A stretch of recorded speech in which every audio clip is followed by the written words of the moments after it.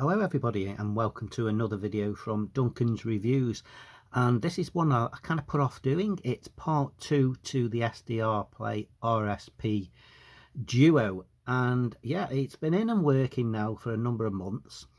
I've kind of got it mounted next to my PC bench here. We've got the USB port there at the top, and you've got the two ports there for the reference, but I don't have them in use. I just want to show you what I've actually got connected to mine here, and then I'll actually show you in the software how it works. So yeah, there we go. I've got three antennas connected, interestingly enough. I've got the high Z connected, which is basically a wire antenna in the loft that goes to a wire antenna, and the two 50 ohm tuner 1 and tuner 2 connectors. One of them goes to a loop, HF loop, and the other goes to a discone aerial for multiband, anything above 30 meg. So in theory, basically, tuner 1 is below 30 meg for me. That's my HF loop, and tuner 2 is anything above 30 meg. So yeah, that's the box. It's sat there, like I say, just cable tied to my bench. Now let's just very quickly jump into the software and take a look at what I've got configured in the software and how you switch between these different ports. So here I'm using SDR Connect software preview version 4, but you could actually be using any other software. It doesn't really matter what software you're using. This is just for, demonstration purposes, how you switch between the different antennas. So I'll start the radio.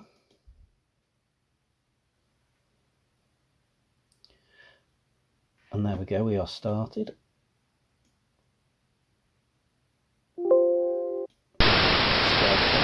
To turn the squelch off. Right, now for the purpose of this test, I'm going to actually find something to start with down on HF. So let's try finding something where we've got a bit of a signal.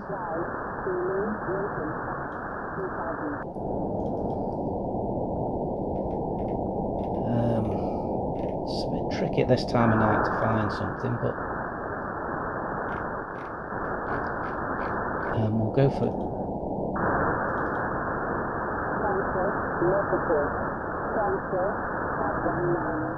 Right, so we've got Shannon Volnet here. I don't know if you can just about hear that. It's drifting in and out. And what I'll do is I'll just zoom in for you there. It's kind of drifting in and out. Now on this radio here, we've got the cog thing there, and we can select the antenna. Now at the moment I'm on tuner 1, which is my HF loop outside, but I could switch to tuner 2 or the high Z port. So let's just switch to tuner 2, which is the discone.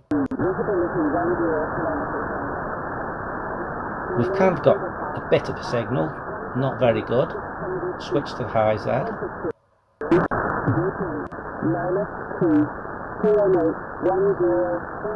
And I've actually got a clearer signal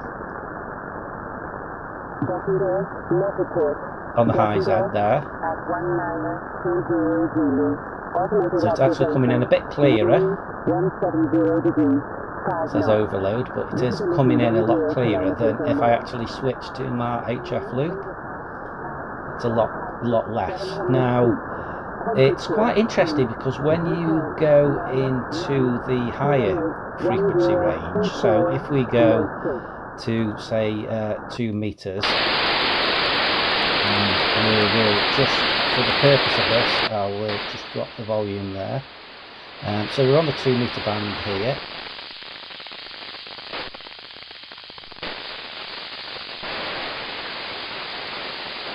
I've not got anybody talking at the minute. Not that I can find anybody directly.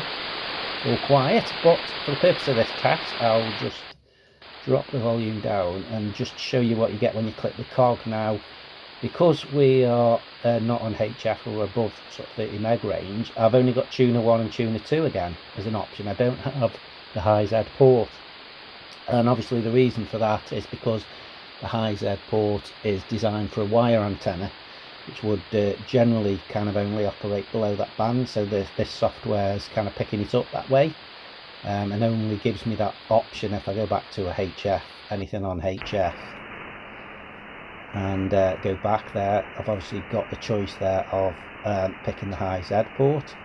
But yeah, it's the just wanted to show you that on part 2 of this video on how we can select between the different ports on there. Now there's also the option for reference in and out. I'd be interested to know if anybody actually uses the reference option for the time signal. You know, it'd be really interesting to find out. But yeah, it certainly works very, very well. It's I've also got the cheaper version of the dongles, just the SDR normal dongles, and they are good, but this does seem a lot better. So I think the more money you pay for the type of device that you've got, you know, the better it is really going to perform. And obviously the benefit of this at the moment is I've got these 3 antennas connected, and you know, it is actually, you know, really useful to have that functionality, because even if you've just got 2 antennas, you might have one for HF and one for, you know, above HF, UHF, VHF.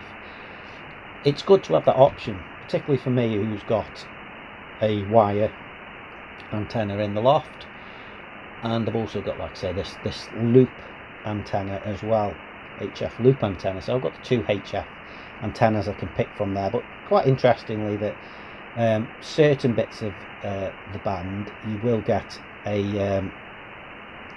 you can actually pick it up with tuner 2, which is my disco and aerial. It's kind of like the wrong time of the day I'm showing you now, because it's kind of like 7 o'clock at night, and there's not a great deal going on the bands, so we generally have a bit of audio here. So let's just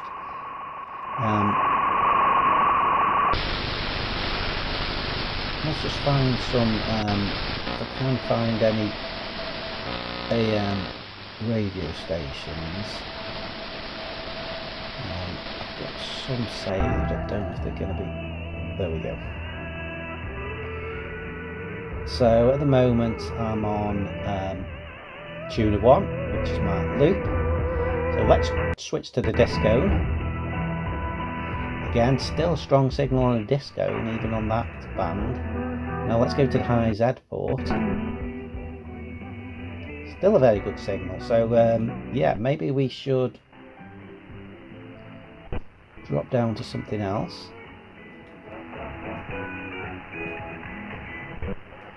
It's got a little bit less of a signal.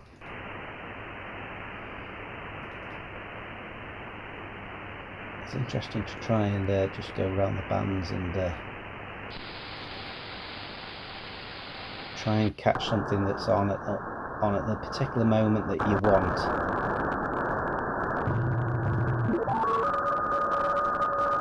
Let's just have a look at this.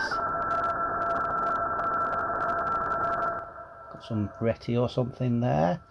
Signal 7 at the minute on tuner 1.